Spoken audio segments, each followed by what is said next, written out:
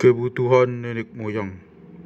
Injil dengan keyakinannya pada keistimewaan manusia adalah salah satu dari produk sampingan revolusi agrikultur yang menginisiasi fase baru hubungan manusia binatang.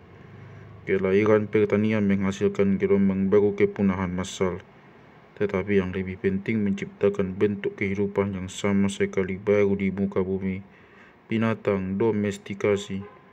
Pada mulanya perkembangan ini punya makna miro karena manusia berhasil mendomestikasi kurang dari 20 spesies mamalia dan burung bandingkan dengan beribu-ribu spesies yang tetap liar.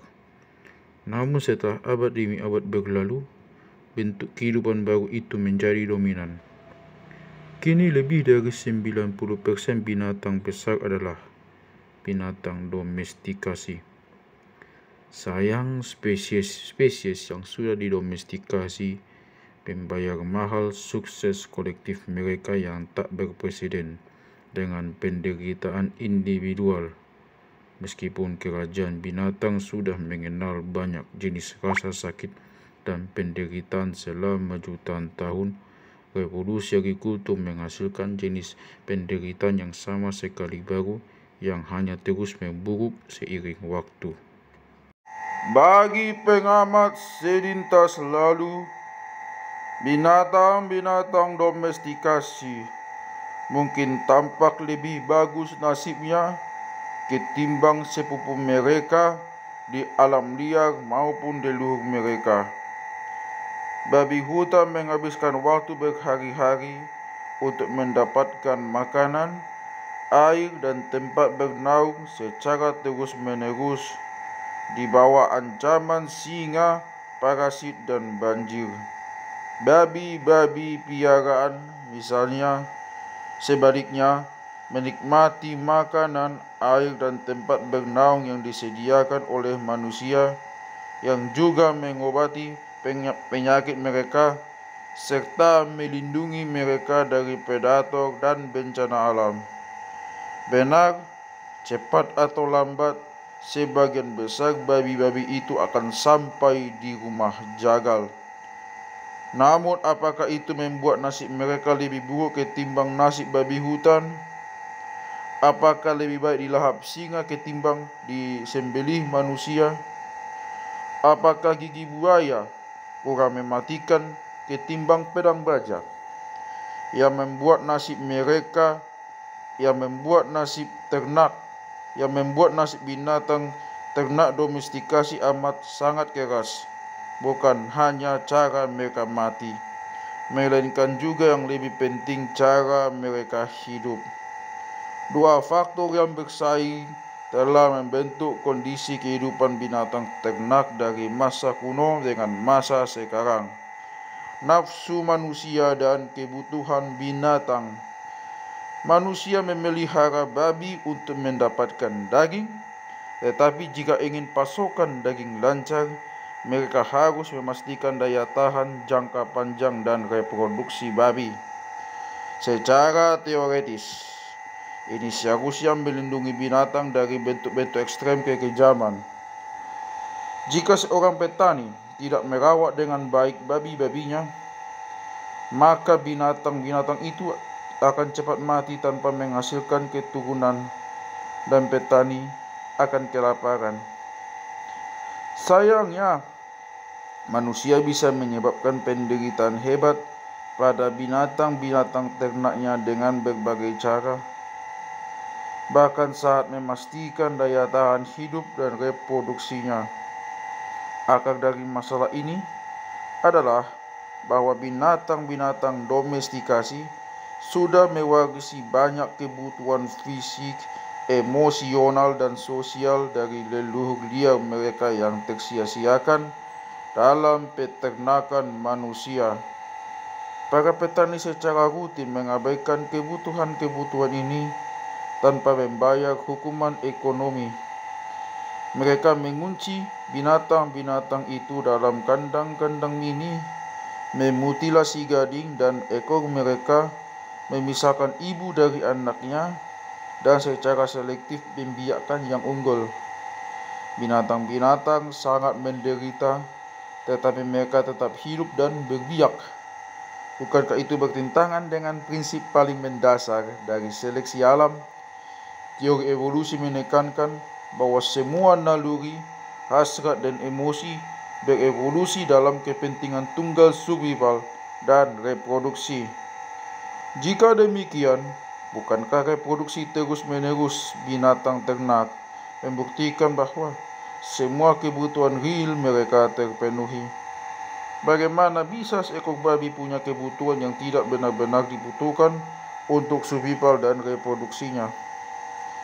Tentu saja benar bahwa semua naluri, hasrat, dan emosi berevolusi dalam rangka memenuhi tekanan-tekanan evolusi, survival, dan reproduksi. Namun, jika dan ketika tekanan-tekanan itu tiba-tiba hilang, naluri, hasrat, dan emosi yang telah mereka bentuk tidak hilang bersama mereka. Setidak-tidaknya tidak cepat.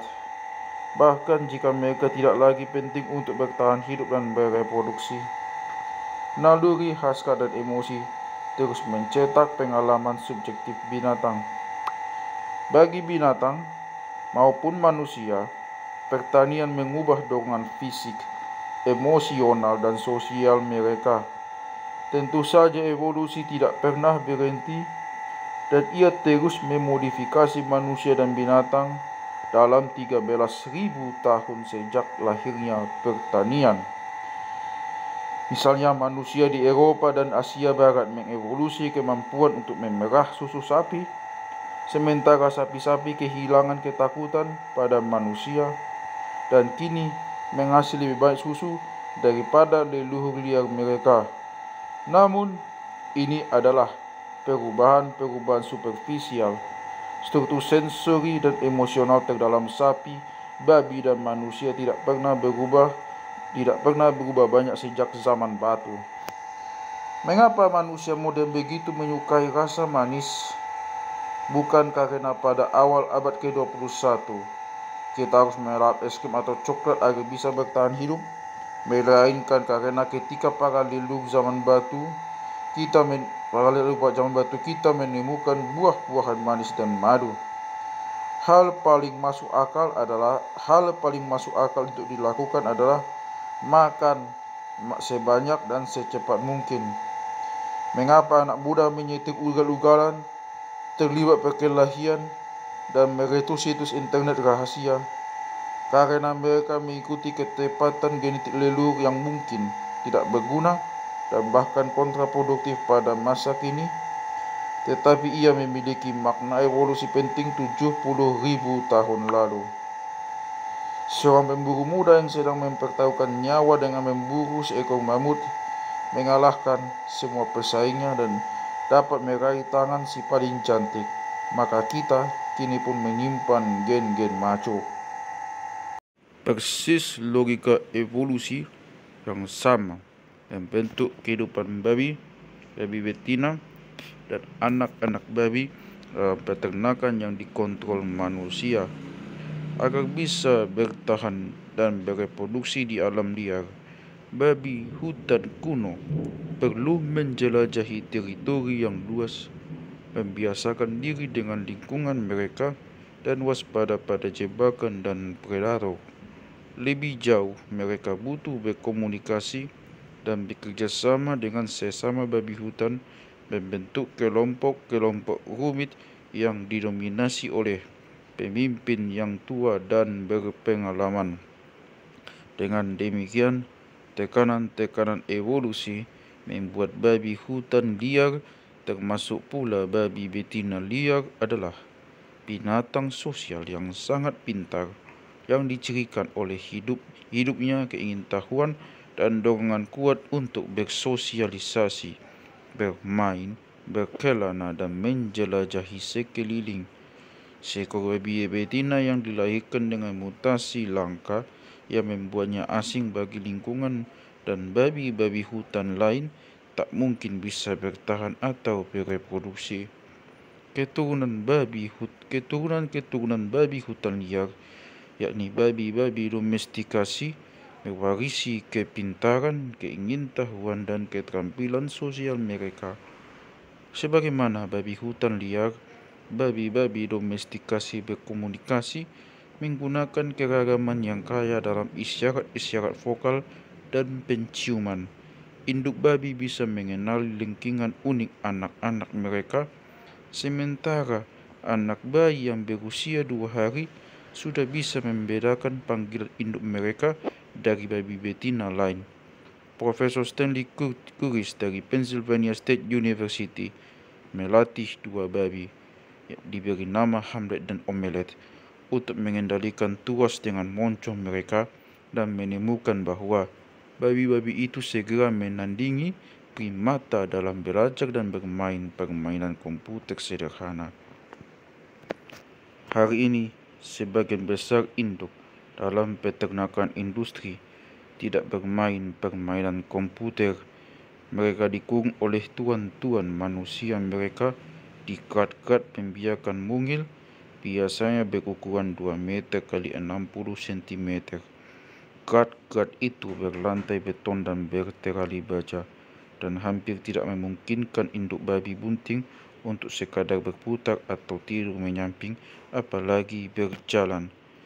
Setelah 3,5 tahun dalam kondisi seperti itu, induk-induk dipindahkan ke krat yang sedikit lebih luas, tempat mereka melahirkan dan menyusui anak-anak mereka. Sementara anak-anak babi secara alamiah menyusu selama 10-20 pekan. Di peternakan industri, mereka dipaksa sapi dalam 2 atau 4 pekan dipisahkan dari induknya, lalu dikirim untuk digemukkan dan dijagal. Induknya langsung dibuntingkan lagi dan dikirim kembali ke krat pembiakan dan memulai siklus baru. Biasanya induk seperti itu menjalani 5-10 siklus sebelum ia sendiri dijagal. Dalam beberapa tahun terakhir, penggunaan krat-krat dibatasi oleh Uni Eropa dan sebagian dari negara bagian Amerika Serikat, tetapi krat masih umum digunakan di banyak negara lain, dan puluhan juta babi indukan menjalani hampir sepanjang masa hidupnya dalam krat-krat itu. Para manusia peternak mengurusi segala macam yang dibutuhkan induk agar bertahan hidup dan bereproduksi. Diberi makan yang cukup, vaksinasi terhadap penyakit, dilindungi dari unsur-unsur asing, dan diinseminasi secara artifisial. Dari perspektif objektif, induk tidak lagi butuh mengeksplorasi sekeliling, bersosialisasi dengan babi-babi lain, bersedekat dengan anak-anak babi, atau bahkan berjalan. Namun, dari perspektif subjektif, induk itu masih merasakan dorongan sangat kuat untuk melakukan hal-hal ini. Dan jika dorongan-dorongan itu tak terpenuhi, ia sangat menderita. Induk-induk babi di kerangkeng dalam krat-krat pembiakan biasanya menampakkan frustrasi akut yang berganti-gantian dengan hilang harapan ekstrem. Inilah pelajaran dasar dari psikologi evolusi. Kebutuhan yang dibentuk ribuan generasi silam terus dirasakan secara subjektif, sekalipun tidak lagi diperlukan untuk berjalan dan reproduksi saat ini. Tragisnya, revolusi agrikultur memberi manusia kekuasaan untuk memastikan pertahanan dan reproduksi binatang-binatang domestikasi, tetapi mengabaikan kebutuhan-kebutuhan subjektif mereka.